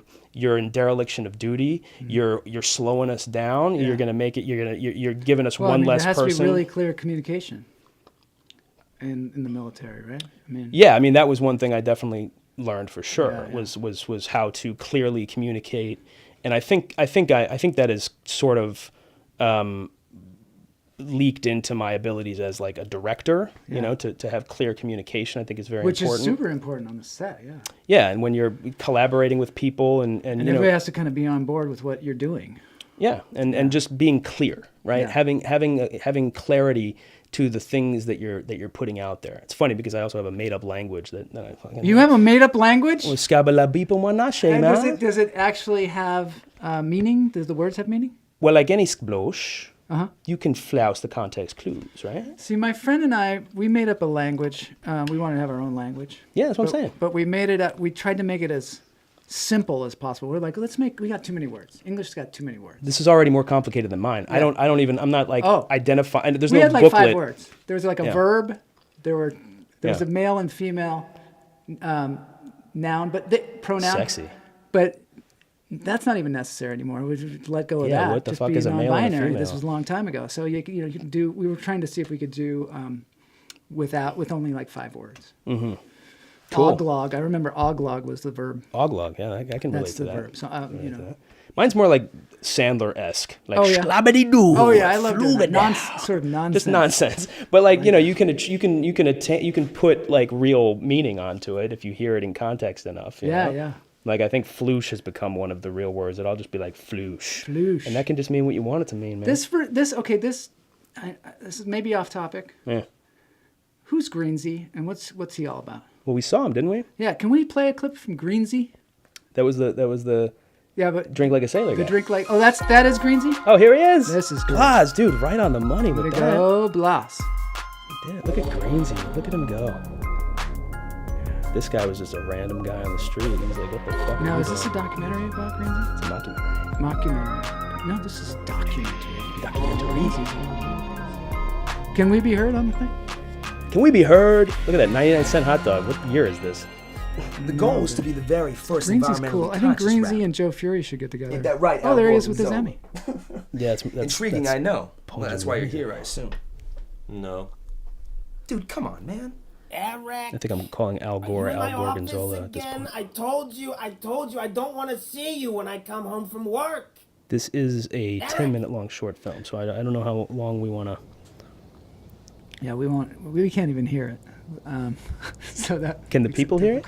They can hear it. The people can hear it? Oh, I can act it. Should I act it out? Oh, so they're getting all kinds of words. Yeah. What? Oh, so you just want me to leave, go downstairs, I'm in a law walk out firm this right building, now, go down to Bad Boy, and have them like scoop up this flavor. I feel like have them start You're applying for it. I watched it. You're applying for a job, but you think it's a rap company that's actually a law. Yeah, it's a law firm. Not you, Greensy. I like that. Yeah. I love Thanks, Greensy. We'll have to put some links to like where people can watch Greensy. Oh yeah. Because it's cool. Everybody needs some Greensy in there. Oh look, ooh, that was a little flash of what's to come. What's to come? Little sizzle. Okay. So you get out of the military, you've gained some skills. I thought you were going to say it makes you really orderly and neat. Well, does that help you as an artist? I don't know. That was my thought. I think it actually can. Sometimes art is messy. It should be messy, I think. There's a lot of stuff that I learned in the military that made me great with money, great with responsibility, great with following But orders. this is all important as an artist, really. I mean, it's important as a human being. As an actor, following orders is actually kind of good. Well, I think these are things, they transcend just being an actor or being an Yeah. artist. I think these things will help you no matter what you want to do. Yeah. Right? It's the stuff specific to art is harder to place, because there's definitely, in the 10 years or however long I've been out of the Navy at this point, part of the journey has been figuring out like how to compartmentalize the order and the regiment of the things that are good to have as an adult person. Yeah. Because they will help you in life. They will help you find a job. They will help you keep a job. They will help you with your finances. They'll just help you like survive. But growing as an artist, as a writer, as an actor, as a director, as a weird guy that makes random music shit, I had to, I will say the biggest thing that the military taught me that is specific to everything, but definitely specific to anybody doing all these things, like creating something, is tenacity. Like, the military really does a good job of teaching you how to push your limits, or what your limits are.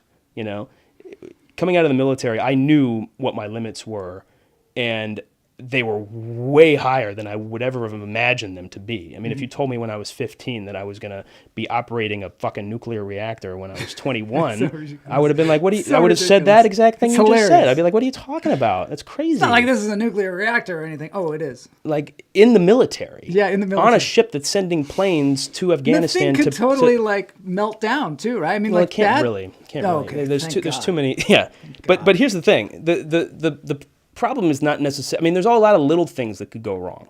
Like, you could discharge radioactive water into the wrong port, and then all of a sudden, the entire country of UAE never allows us back. Or Japan only recently, in the past 10 or 15 years, allowed nuclear-powered aircraft carriers to port in the entirety of Japan. We had to go to Okinawa before, but because of Hiroshima, but like because it's like nuclear and right, but it's totally different. I mean, it's fission versus fusion, but it's not it's not like we're bringing our bombs over there, but just the fact that it's nuclear, and Japan was like, no. Even though we're trying to be over there to protect Japan from North Korea, from China, and finally they realized, they're like, yeah, we should probably have one of their carriers over here.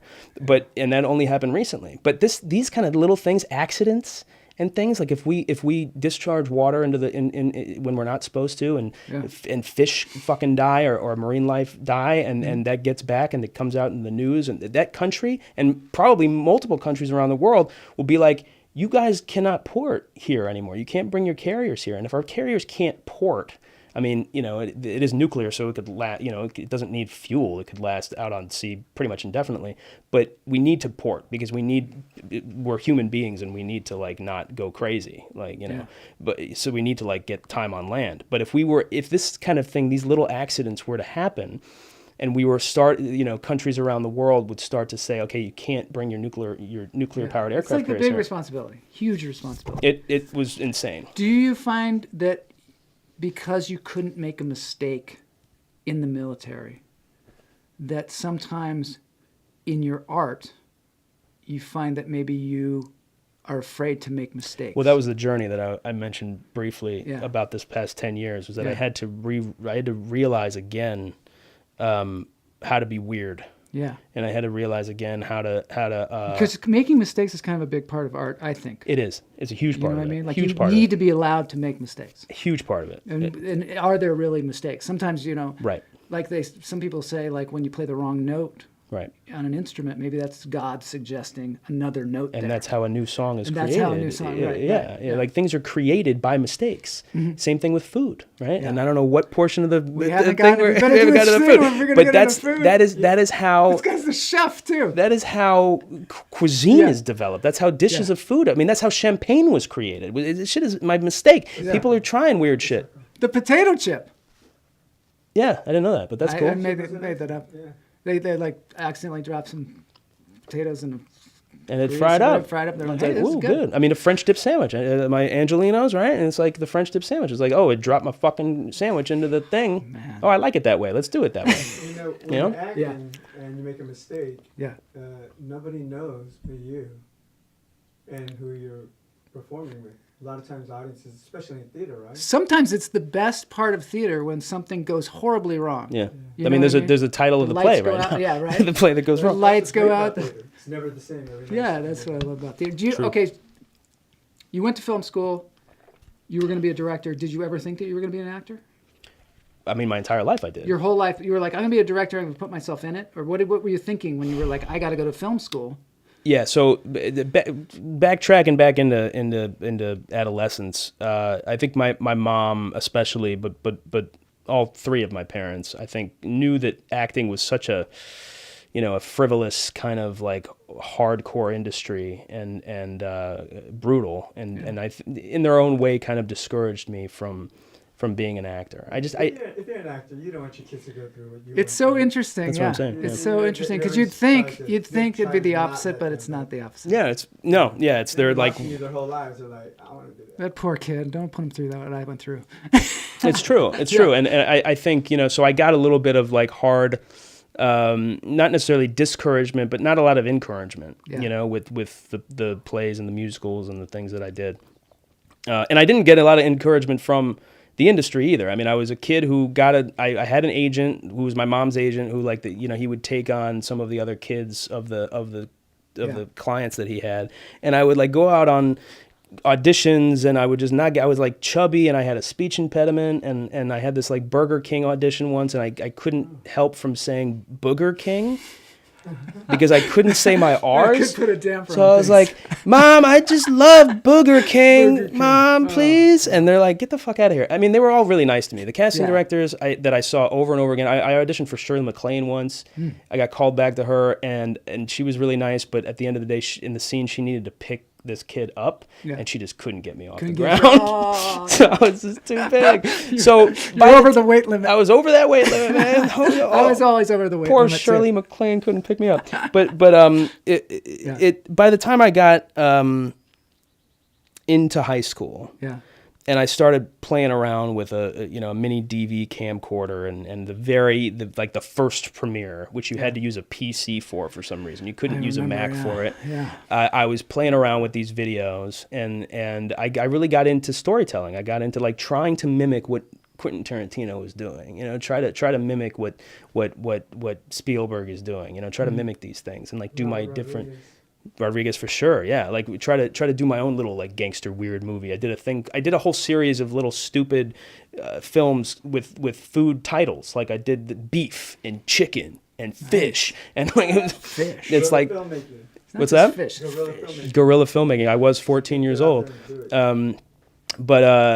so that got me excited about that part of it. Yeah. And I hate to say it, but even at like 15 years old, I'd already been through so much kind of acting pain and rejection that I was like, I was pretty sure that I was not going to get out of high school and like try to go to Juilliard as I tried to go to NYU. I'm not trying to go to the drama But you department did of set the NYU. bar high. You're like, I'm just one school that I want to go to. Yeah, because all other film schools are bullshit. No offense. I'm sorry. USC. No, USC in the house. USC is the only other one. It's NYU or USC. And there's other teachers and other programs, and I'm sure there's plenty of other I always things think out it's there. about the teacher. You know what I mean? Like if Here's the thing about NYU and USC. Like your stepdad is at Northwestern now. Like that seems like that would. No, be that's my stepbrother. Oh, your stepbrother. Stepbrother's running musical theater at Northwestern. Oh wow. But Boney, why did you tell me that? God. Boney, yeah, Paul worst can't when he even does that. fly now. It's like,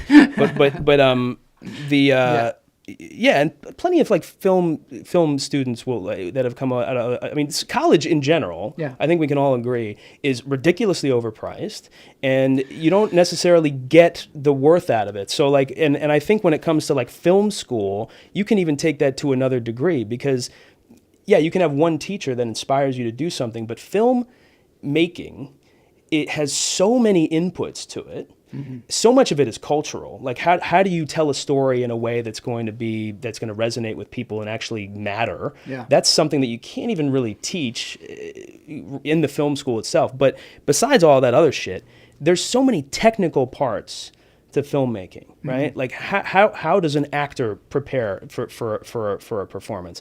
What are the DPs doing? What are the camera people doing? What are the lighting people doing? What are the wardrobe people doing? Yeah. You know, how do you shut down a street in New York City? What are the producers doing, right? Once you edit this, how do I edit this together? What's the theory of editing? Like we have this shot, I have to have this wider shot and then these other shots. Totally. And then you have to learn all that technical stuff. And then you have to use that technical knowledge to turn it into creativity. So what I loved about NYU, and you know, USC is very similar, I think, but USC is a little more studio centric, whereas like a director, they expect a kind of a director to have all of these individual people at their fingertips. Whereas at NYU, they're like, it's just going to be you, man. You're going to have to make this movie by yourself. I think that's the best kind of training. And you should, and that's why I picked NYU over USC. Besides the fact I'm in New York. The things about being a filmmaker is like you should know everybody's job. Yeah, I think so. Direct a film, or you're going to produce something. But USC probably has, they set you up to be working like right out of the gate too. Yeah, there's different philosophies. It's different philosophies, I guess. What's it called? Alumni. You know what I mean? Like, well, we had Jamie Foley on here, and he was talking about them, and it was like he loves that school. So he's going to be coming after you. Well, Martin Scorsese went to NYU. I can reach out to him right now. I guess they're going to have a little fight or something. I don't know. Let's Maybe have a fight. War, because they're obviously watching this conversation because Scorsese it's become epic. Yes. Is an epic It's like conversation. the numbers are going crazy. So queso. It is lunch therapy. So can we have some tapas? Yeah, some queso, please. Boner?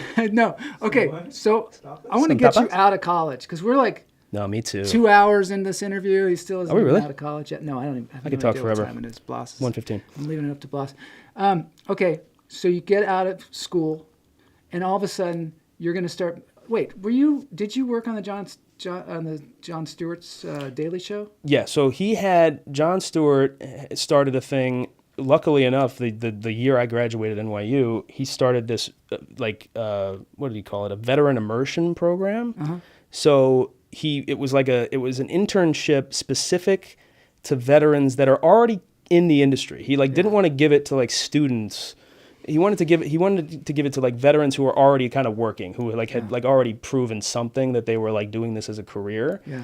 So they at the beginning of that whole program, I was one of these 15 veterans selected for this summer that we just went in there 1 or 2 days a week, and it was fucking awesome. You saw every different time you were there, you saw a different little part of how the show worked. You were in the writer's room this day, and then you were with production this day, and then you were with the audience people that day, and then it was so they got you a little taste of everything. Mm-hmm. And there were a handful of NYU grads on the staff there, and I kind of gravitated to them, and I got myself onto one of the field shoots, if you remember. They used to do these kind of sketches where they would go out and do something. Yeah, I love this. And I tagged and all kinds of different all kinds of funny weird shit. And I think they did one that was sort of veteran centric, because at the time there was some I think it was right at the time when there was a really big problem with veterans dying with the VA. The VA, you would be waiting so long for your health care that whether it was mental suicide or it was a physical thing, there were a lot of veterans dying waiting for care because the VA was just kind of fucked up. Yeah. And I think there was a skit where we were all of the vets, and we brought friends and stuff. We were in this line. I can't really remember what it was, but it was this line of people, and every single time there was something funny about how the line never ended or something like that.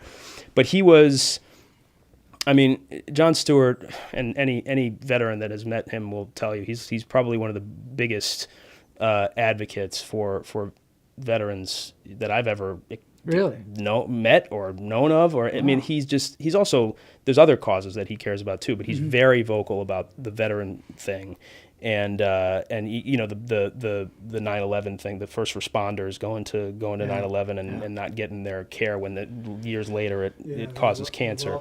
Yeah, oh my God. Oh yes, I remember hearing the medical attention and stuff. And also it's just causing the all kinds air of problems. that they breathe. Especially the post-traumatic PTSD. Trauma with soldiers. You know what I mean? They go out to war and they come back and they're not getting any kind of attention, medical attention. Right. To Right. adjust. I don't think we can get in the weeds about that stuff because we're gonna get in the weeds if we start talking about No, the it's situation about with the sports veterans. counts. But it is Veterans Yeah. Day. It is Veterans Day. It is Veterans Day. So Isn't it? shout out to all the veterans. Can we have some applause maybe? For Shout that? out to the vets, man. Yeah. Just hit the little button with the hands on it. On the thing. On the little Shout out to the vets, especially the Space Force. Any Guardians Space are watching. Force. You little brothers of being veterans, go out to TGIF and get you some free food today. I know you might not know about that. All right, Space Force? Sometimes, so you worked on Jon Stewart's show. How did you get involved with We Are the Mighty? Yeah. So I got out of that was the summer after college was the Daily Show. And then I worked with this commercial director for like a couple of months. I was like his like right hand everything. I edited for him. I did all this stuff. So I learned, it turned out to be very important with what we ended up doing at We Are the Mighty, was like knowing how like commercials specifically are produced and are pitched and are kind of created. But then I worked. I found myself working back at NYU in this place called Stone Street Studios, which is the film and acting drama studio for NYU. Yeah. What did I say? Film and TV acting. Is that what I said? Film and acting? drama. Film and drama acting. Film and television acting Film and studio. drama. As opposed to Atlantic or Playwrights Horizons or all the other ones that are like very like classic play. Yeah. And I was sort of teaching. You were teaching acting? I was teaching acting for the film, which was bizarre because I was 24 and I didn't know what the fuck I was talking about. I certainly didn't know how to teach these kids who were like 3 years younger than me. Yeah.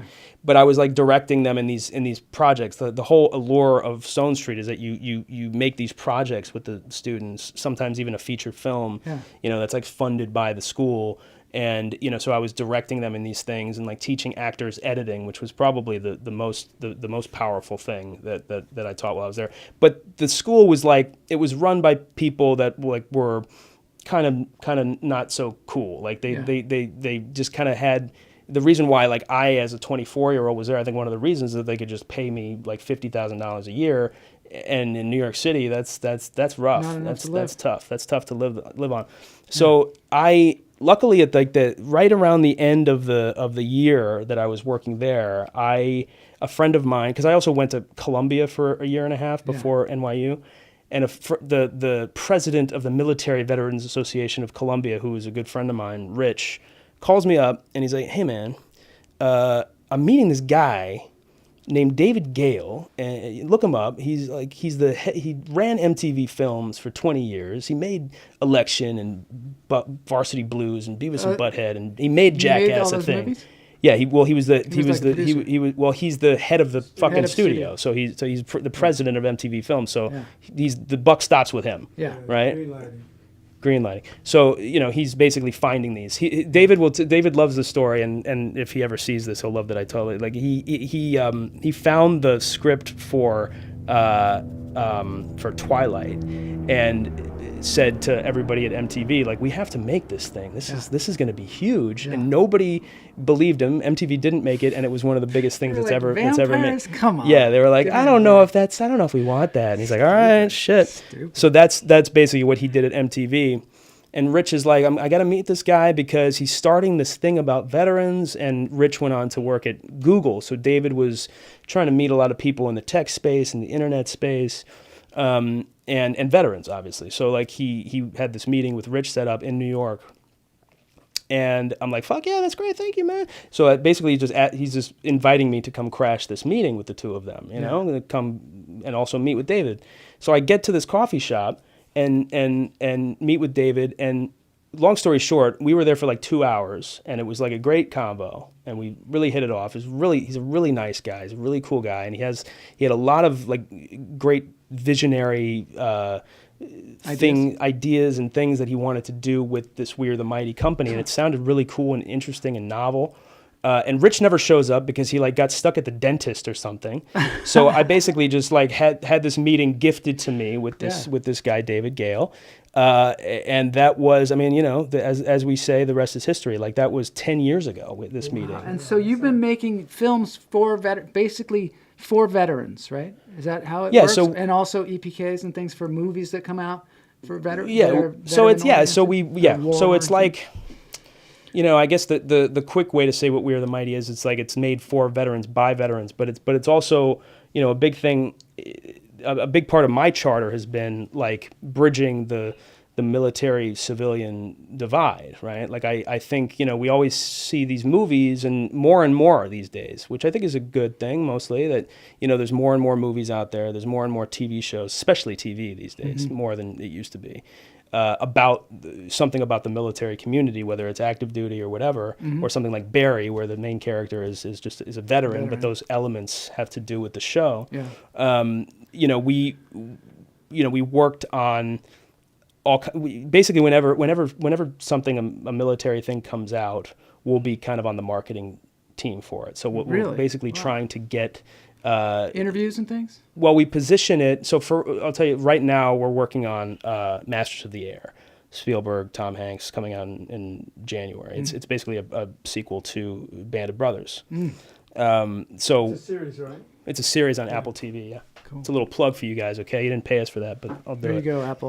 Here you go. So I just got screeners yesterday. It's so crazy, these screeners. They happen. Like it can only be played on my computer. It obviously has my name in a watermark on it. It can only be played I tried to send it over to my TV. You can't even do it. Well, you can't do anything with it. It's so you locked can't down. AirPlay. Yeah. What is it called? AirPlay? I couldn't AirPlay it. AirPlay. Definitely not AirDrop. It's when you send the thing. It's when you send the thing to the other monitor. AirPush. That's Air Jordans. AirPush. It's a Jordan-esque AirPush. 20 degrees of separation with Kevin Bacon.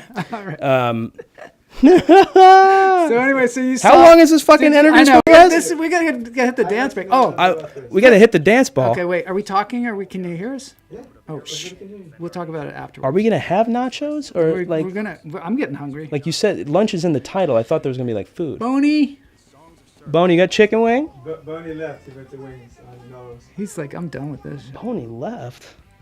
Oh, look at this. Boney can't leave. Cool. This is some stuff that you shoot, right? This is you. You made this. That's me. I was the black guy on the right. You made this though, right?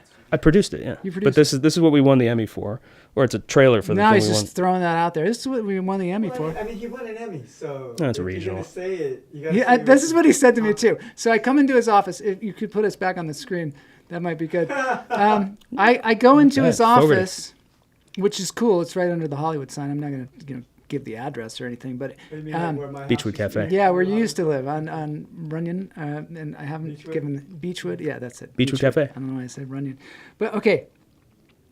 Now I totally forgot. Oh no, he's got an Emmy. He's got an Emmy just sitting there. He's sitting there at his Emmy. I'm like, hey, Mama. Oh wow, look at that. And he downgrades it. He's like, it's just regional. Well, it's tiny. It's like smaller. I was like, yeah, it's not that big one. It's the small one. Now he's telling me it's small too. Like, why? Why are you downgrading your Emmy? You won an Emmy for this cool thing that you did with John Fogerty. It was cool. I mean, the thing is cool. I'm glad we did. Yeah, I'm glad. So I'm happy with the product. What is that about? Do you often undermine yourself like that? Oh, yeah. I love to do that. Why do you do that? Humble. Because what am I supposed to do? Be like, yeah, motherfucker, I got an Emmy. What's the Shit, difference what you between got? humble and undermining yourself? You know what I mean? Is there a difference? I don't know. I think it's tricky. I think it's tricky. I think a lot of us struggle with this because we don't want to blow our own horn, as they say. We don't want to be full of ourselves. My mom used to say, I mean, I'm not ripping on my mom, but it was something that she got from her parents or whatever. She'd be like, oh, he's so full of himself. And usually that meant... About you? No, that usually meant, or like you don't want to be full of yourself. No, you don't. Which was sort of an insult. It's like when you're too excited about being you, you know? Right, yeah, exactly. And so where's that line also, being excited about being you and also letting people know who you are? Yeah. And then also being an arrogant dick. Right. Well, there's two. Right. You know? Well, that's what I try to avoid more than anything. But like it's two things for me, right? It's like I don't want to be an arrogant dick. It's also like the award is like sitting right there. You can like I don't have to tell you again. Yeah, that's an Emmy, bro. That's real. Like, no, you can read it and see it, and you can look it up. No, you go, yeah, I got that for this Fogerty thing. You want to see it or whatever, you know? Something like that, sure. Yeah, it depends on my mood, I guess, too, and whatever. But yeah, the one thing too is that's more of the thing that I talk about in class or therapy or something is like I'm insatiable.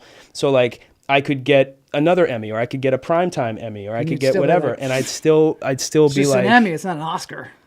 there has to be to be something else, like Emmy. Okay, well, You still feel what? Like it's not enough? that's what insatiable means, right? Like nothing is ever enough. That's what I'm saying. Yeah. So you can get another Emmy for something else. And you just Insatiable feel like, means that "There's you have just an awards, appetite and I'm that's still you have an trying-" appetite that I cannot feed. Still can't be hungry. quenched. It can't be quenched. But there's never not hungry, and nothing ever feels like I've succeeded. Yeah. Right. It always feels like I have to do something. What's the next thing? I almost get nervous when something good happens. Because, you do, yeah. Because It's I'm like like, a feeling, right? well, Oh, the other shoe's gonna drop. yeah. Like, is this it? Am I at the apex? Right. Yeah. Like, I need to make sure that this doesn't just end with this tiny little Emmy. Is that related? Is that related to the thing where people go, they're gonna find out about me? Oh, They're you mean Like gonna- you're on the- imposter they're gonna find out syndrome? that I'm- No, he's talking about being on the run for this guy he killed. Oh my God, yeah, I know. We got to do something with that body. We're gonna have to end the show pretty soon. Why? Why do you have to end it? the show pretty Because soon? people are like, "What the Well, hell, they can man? Are leave. you guys just gonna go on all day?" Can't people just leave, or Yeah, are they people can trapped leave. in? Okay, And I'm they just can- gonna loosen they up. can- I'm they can loosening come up. back and watch it, whatever they want. Yeah, where are the beers at, man? Where are the beers? You got beers? Step up our boys? game. Well, this is the first time. This is our very first in studio. studio. There's no craft services. There's no craft Bloss service. You don't have a showed up halfway kitchen through in the this show. house? But there There's a will kitchen, be- but my there will be food and drinks. my cooking as we abilities move are forward. not anywhere near your level, which I do want to get to You have that. to cook the beer. I mean, you could just. You know They me. make them ready made. Oh God. Let's Next talk time. about a couple of things. We're Next going to wrap time. it up. Let's talk Okay, about we're gonna wrap it up. We have a birthday. We have a birthday. Again? Birthday today. We have right? another birthday. Well, his mom's birthday, but we Right. already said that. You were Okay, well, I'm just going down the line. Okay. Of things that we have. Oh, he's Happy going on birthday the, to your he's mom. going on the Runo show. Exactly. He's going on the Runo and now show. he's getting off surly. Now he's getting it. Now he's getting it. Roxanne Hogue, who's been on the show. It's also her birthday today Oh, or happy yesterday. birthday, Happy Roxanne. Right. Could you bring the dog on again? The dog? Yeah, Yeah, we're gonna need the no, dog. Don't ask him to do it because This it's gonna. dog That's right just, here? no, these are rhinoceroses. Wait, no, with that's a dog. pumpkins. That's a dog. Oh, that's a very large dog with two horns on its nose. That's not a dog. I know. It's deceiving. Sometimes. That looks like a dog to me. Yeah, no, that's a You said it was a rhinoceros at rhinoceros? the Continue Oregon without Zoo. Joel Marshall. Did you know? How could they even get footage of a dinosaur? Can you without me? Yeah, This show doesn't go on without me. In broadcast. This I never saw show that one. don't end broadcast. No, I won't. But I'm just saying it's a window that I've never seen before. I'm not I am sure what mesmerized that by is, this man. fucking. Isn't it video. great? This is video from the Oregon Zoo, which is one of my favorite. I've never been there, but they put out the coolest rhino. videos. Really cool video last week. Every Tuesday. Oh my God, I love them so much. That I don't know who does their videos over there, but they do some Oh, it's great the stuff. elephants we had. Well, it's Did some- you know that all animals? Oh, subscribe to our channel. Subscribe to our channel. All animals like pumpkins. Did you know that? I don't like They pumpkin. I don't either. I don't eat pumpkins. Well, we're an animal. It's We're an the animal. Squash Okay, of the animal. all non-human animals love pumpkins. Oh, we're on a dance break all of a sudden. No, Dude, cool dance break. Yeah, we are. We're not. No. This is the dance break. No. Wait, This why? is it. Why are people just walking now? I thought we were Oh dancing. my gosh, he's lost control of the ship. I'm gonna be the. What This is what is Tommy this? Jo. Is this someone completely We different can't hear guests? Wait. That's our dance break. Is it? That's gonna be our Tommy Johansson. At the end of the show, and I haven't told you this, Oh, don't tell me now. we then. play. Yeah, I'm going to tell you now. Oh, This okay. is the part where I tell the guest. We play music. We're at the end of the show. and then We haven't dance even around. gotten. I know. scratched No, we're not there. the I'm just surface. telling you at the end of the show. We're not there. We'll be right back. I want to. Okay, maybe we need a bumper. No, tell me this. Hmm. In all of this, how are you a chef?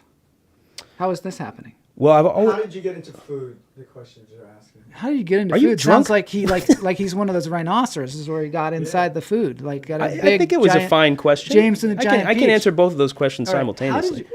How did you get into food? How did I get into food? How did I get into being a chef? So food, very early on in my life, Yeah. I was pulled from my mother's vaginal canal, and they put me onto pretty early. onto Pretty her. early. Oh my teat. God, So we're all the way back to the that beginning was- of the interview. Well, you said how I got into food, so that was Oh. like the very first how you got into experience. eating food? No, actually preparing food. Oh, how did I get into being a chef? To be a chef. So Thank you. okay, well can we cut his mic off? See, I told you that was not a good. Somebody, Good way to ask that question. This guy needs to come back to life and take Blas back out. Yeah. Food, Yeah. chef. I was always cooking food Yeah. in New York because I was always alone. They tried, like when I was in 3rd grade, 4th grade, they tried to get me babysitters because they were both doing Oh, a like show called Latchkey Kid. Yeah, like Latchkey Kid. So they tried to They get were me doing a show called Showboat. So like they were both in this Broadway show. Yeah. And we finally realized that like I'm better off without. They went through like 5 or 6 babysitters, and like all of them were like nut jobs. One of them was like stealing. One of them would have her boyfriend come over, and they would be fucking in the back. Like another. We had babysitters like that too. I was on a boat once. Hold on, let's talk. Let's I was ask on Blas. a boat once. Blas, tell me about your babysitters. You were leading to having bad babysitters. No, don't throw it back on me, Blas. I want to hear about you. Go to be a bone, go to Cameron. Oh my god. What? Okay. Don't you want to hear about Blas's babysitters? No, I don't. I don't want to hear about All his right, Blas. babysitter. All right, we'll hear about it later. Okay. What happened? You had no babysitters because they were all Yeah, so I had to cook for myself. sexed up. They were all sexed up, stealing shit. One was mething out on the patio. Yeah. Yeah, so they were. Oh, one was like the 1-800 collect lady. She was like a nut job. She was like 1-800 collect. Fuck off. I mean, She I was was working like, her 1-800 collect job while she was babysitting. yeah, you. she was like the spokesperson for double dipping. 1-800 collect. Double dipping. And then she would like steal all of the Cristal Light. I don't even Do you know remember, do you remember what Cristal 1-800 Light? Direct is. What? Crystal Light. You don't I know know what that is. 1-800 collect is? No, I have no idea. You don't remember like I don't watch. like I don't watch programs that advertise a- 1-800 collect. you don't remember back in the day when you could call someone on a payphone and charge it to them, calling collect? What's a payphone? Where did we get this guy? Are you from the He's past? a Renaissance man. Oh, okay. No, I don't. No, I never heard of. Are you not yes-anding me with a? I mean, that's not even a joke. Oh my God, are we doing improv now? No, Yes. it's a real thing. Calling Okay. someone collect. How do you not know that? No, I used to call people from prison, of course. What the fuck? So anyway, So she was the 1-800 collect lady. She was nut job, and Yeah. she used to steal all the Cristal Light. oh my God. So anyway, so I had to figure out how to cook for myself, yes, and I would like go. Oh God, I touched the this mic. is going off the rails. Bad babysitters. Yes. You had to cook for yourself. You had to feed yourself, is what it was, right? That's how You had to cook for I yourself. already talked about the feeding with the mom's teat and everything, but like I had to How learn did you how get to into make food?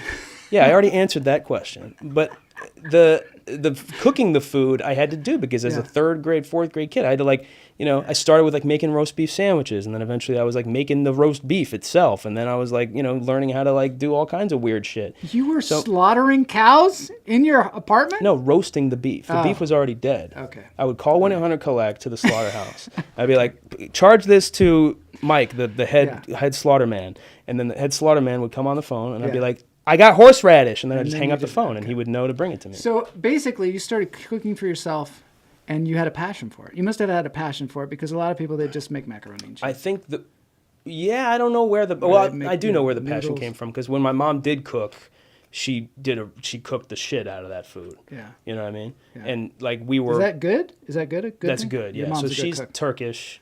She cooks. She knows how to like use a lot of We spices. got to get your mom on the show. Is what really has. Yeah, to you happen. missed it. She was here for her like every decade visit like So bummed last out week. that I didn't get your mom on the show. She's not. I mean, I love my mom, but she's not quite as good of a conversationalist, if you know what I mean. Like she's not doesn't like talk a lot. She doesn't talk? She doesn't talk. Is she in one of the Green Z videos? She is. She I plays my thought mom. that was your Plays my mom. mom in She's them. so Yeah. cool. You act with your mom. That was fun, yeah, and I directed her. Yeah. How is that acting with your mom? It was fun. It was cool. That was a student film, so I wasn't quite. The acting was fine. I didn't really have that much. That was like, let's go out and let's make something fucking fun. But it's cool that And she's like, yeah, I'll jump right in there, and your mom can act.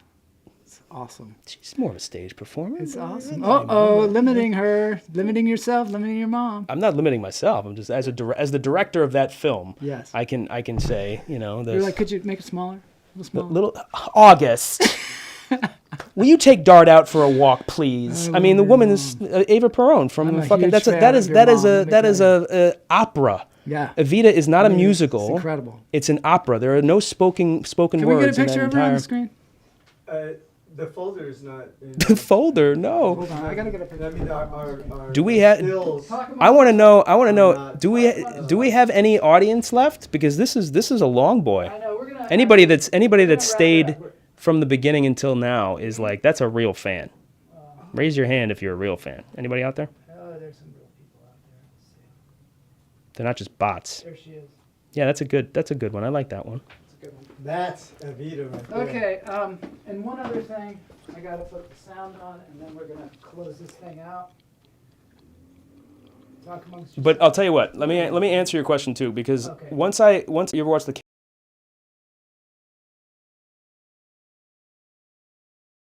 it was cooking and it was TV. When you know, in 1995, the TV for me was the Food Network. The Food Network started in 1995, and all of a sudden I got to watch Bobby Flay and some other people who are definitely not still around, but Bobby Flay is obviously still here. You know, I kind of like Bobby Flay became like my surrogate, like older brother type parent. Yeah. Bobby Flay. Wow. Did I not say it loud enough? I don't know what he's talking about. Like, does he Bobby know? Chef, Bobby Flay. one of the Oh, you know. major chefs that You know. helped build food. He was like one of the first Oh, okay. chefs on. Oh, you don't know Bobby Flay? So I'm he was still one of pissed at Bloss. So whatever he says, I'm just like, I don't know what you're talking about. That's fucking awesome. Yeah. So anyway, Yeah. Bobby Flay was one of the beginning people, and I sort of picked up some stuff from him. And fast forward, Yeah. I was on a show on the Food Network with Bobby Flay. Really? Yeah. Oh, One of his first shows. No. This was 10 years ago. that's so cool. Thing called All Star Academy, where he was like a mentor, and I was one of the. And you also on these- the CW did some food shows, right? You PBS. hosted. Oh, PBS. Yeah. So What was the CW? Did some kind of thing on there where you're making a cocktail. yeah. So that was a promo for the Walker. Oh yeah, The Walker. Walker show. Like a new Walker. A new Texas Walker Ranger. Texas Ranger on CW. Like the world needs a new Walker Texas Ranger. Yeah, like they need Like they a need new that. fucking Walker. So I made this cocktail Yeah. called the Walker that was like inspired by the drink. So it was like a tune-in. It was That's a tune-in cool. promo for that show, cool. for the premiere of that show. So okay, now we're gonna end the show, but I just want to say, where do you see yourself going now? Do you see yourself as a multi-hyphenate for the rest of your life, where you're gonna direct, you're gonna produce, you're gonna act? What do you want to do with all these skills that you have? I see it being multi-hyphenate, and I think multi-hyphenate equals director.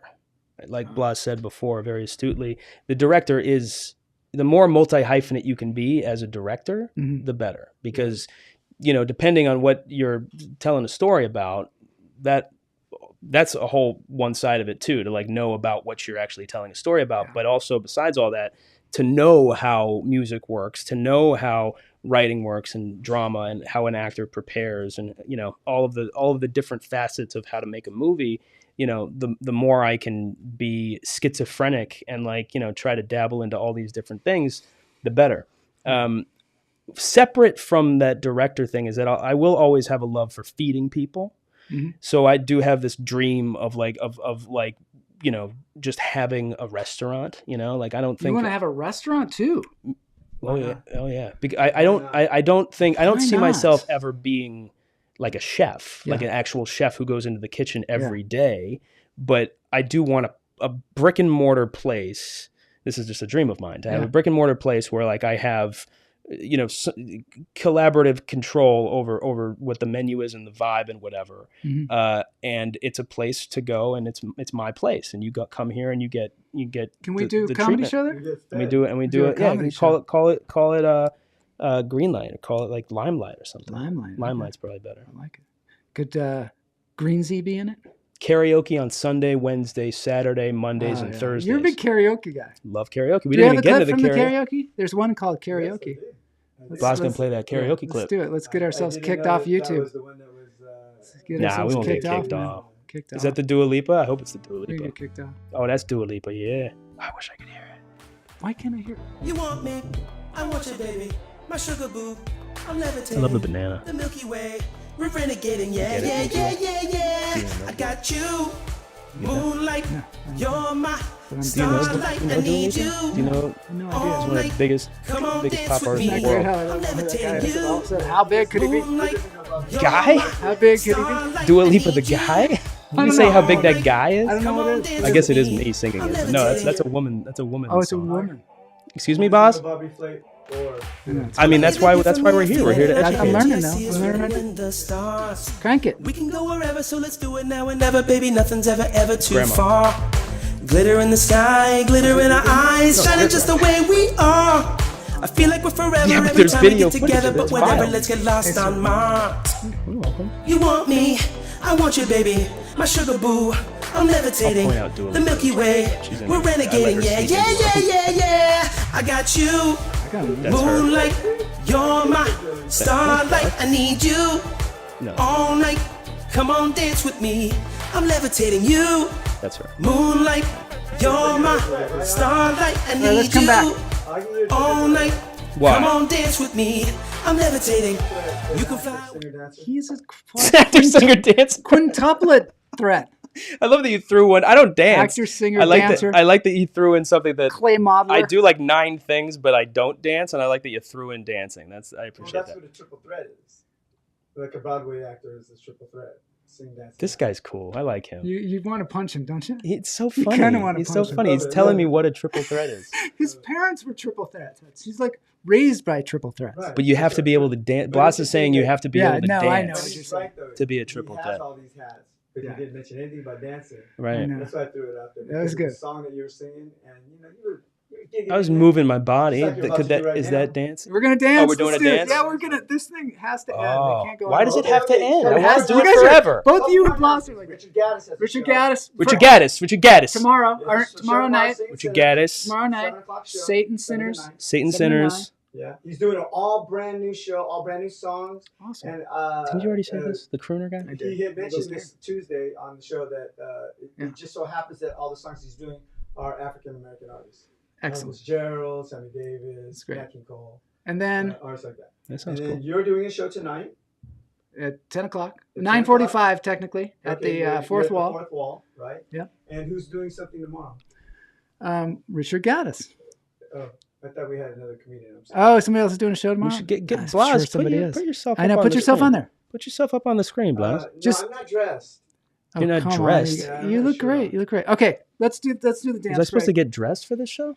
No, I don't know what he's talking I about. normally don't wear. I don't know what he's. You're talking wearing a black shirt. about. Nobody Put can see yourself on that the blood. damn screen. Nobody can see that blood on your shirt, man. You're wearing black. It's fine. He won't do it.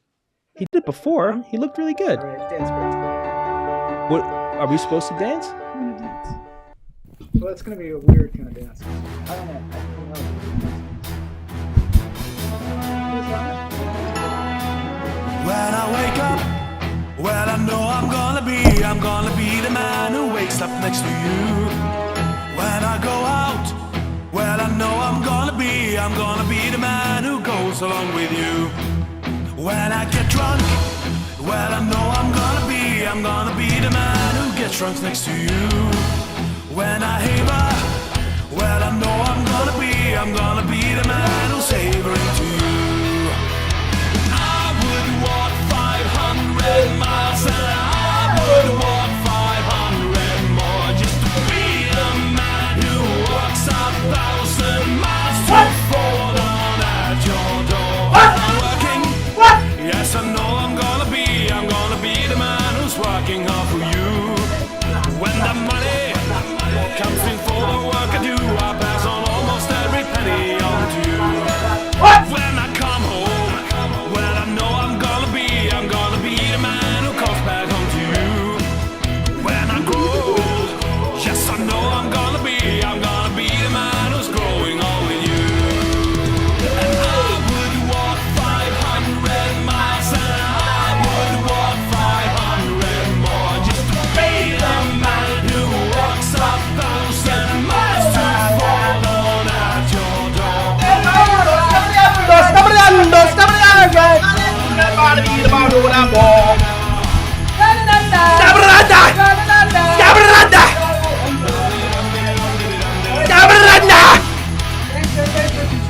Thank you so much for coming today. Give me some fun. Have you listened to I'm gonna be the man who's lonely.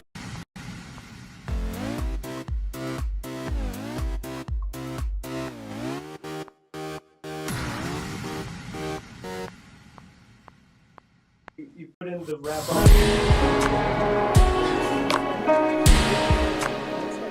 Didn't wrap up the interview.